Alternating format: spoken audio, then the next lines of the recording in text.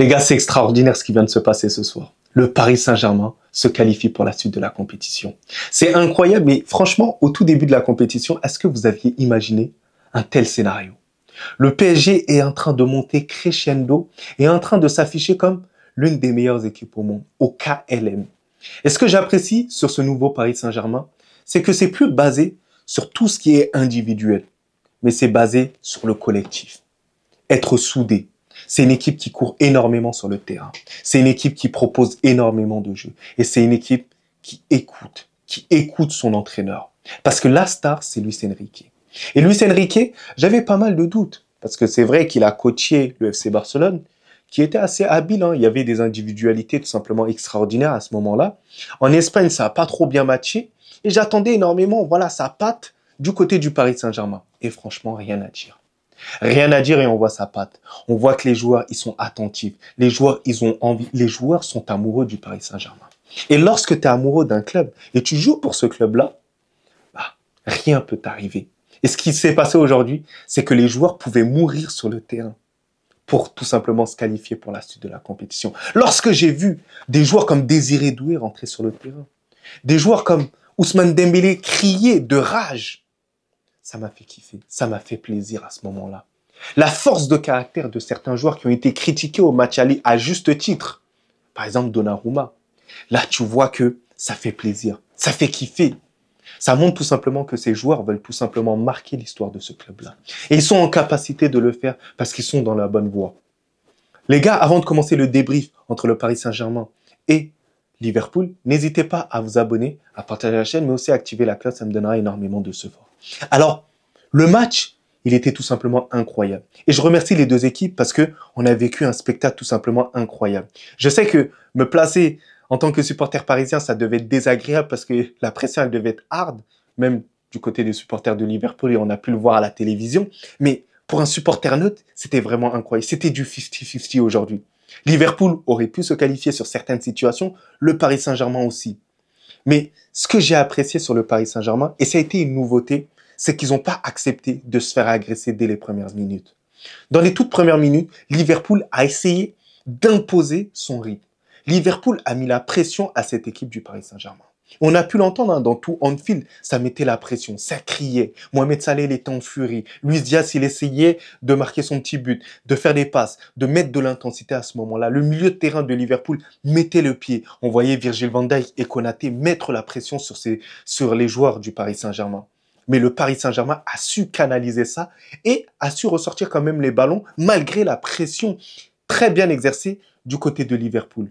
Mais l'habilité technique du Paris Saint-Germain, elle est tout simplement extraordinaire. On voit des joueurs comme Vitinha qui sont à l'aise. On voit des joueurs comme Neves qui sont à l'aise aussi. Fabien Ruiz, je le rajoute dans tout ça.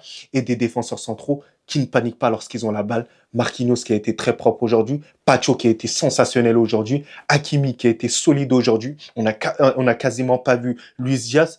Nuno Mendes qui était extraordinaire aujourd'hui, qui a calmé Mohamed Salah, vous vous imaginez les gars. Et je suis désolé, certains qui s'offusquent lorsqu'on dit que Nuno Mendes est quasiment le meilleur latéral gauche au monde actuellement, les gars, il n'y a pas à s'offusquer. C'est vrai qu'il peut avoir débat avec peut-être certains joueurs que j'y pense pas, peut-être avec Baldé, mais il n'y a pas à s'offusquer parce que défensivement, il a tout simplement montré aux gens qu'il est en capacité de le faire. Il a canalisé l'un des meilleurs ailiers au monde. Mais ce que j'ai apprécié, lorsque je vous parle de pression, c'est le Paris Saint-Germain a su calmer tout Anfield en marquant son but. En marquant le but de Ousmane Dembélé. Alors c'est vrai qu'il y a eu de la réussite, mais la réussite, il faut aller la chercher.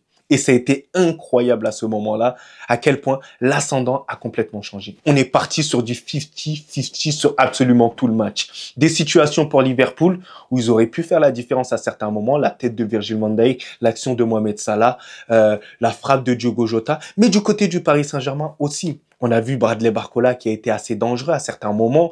On a vu Ousmane Dembélé qui aurait pu finir à certains moments, mais qui a raté, faute de chance. Et ça s'est poursuivi dans tout le match. Mais la force mentale que le Paris Saint-Germain avait, parce qu'il jouait quand même à l'extérieur, c'était de ne pas encaisser de but aujourd'hui. Et le Paris Saint-Germain n'a pas encaissé de but là aujourd'hui. Un clean sheet tout simplement extraordinaire.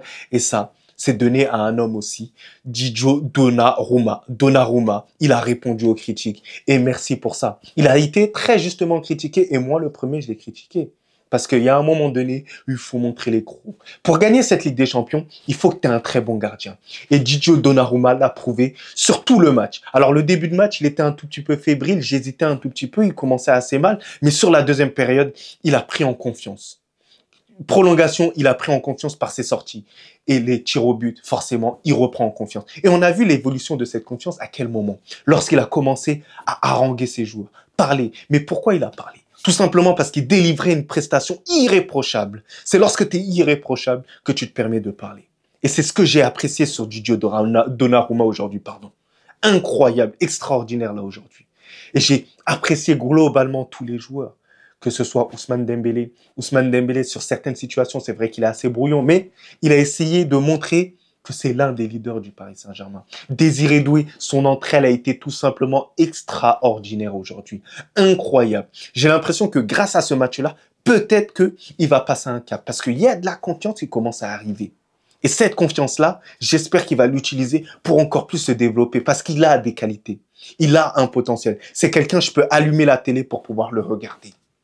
Et au milieu de terrain, en parlant d'un autre gars où j'allume la télé pour pouvoir le regarder, Vitinha. Vitinha, l'un des leaders du milieu de terrain. C'est le chef d'orchestre. Il a su bien manier les choses. Entre Fabien Ruiz, entre Neves, il a su bien indiquer. Temporiser lorsqu'il fallait temporiser. Calmer lorsqu'il fallait calmer. C'était une masterclass là aujourd'hui. Frapper lorsqu'il fallait frapper.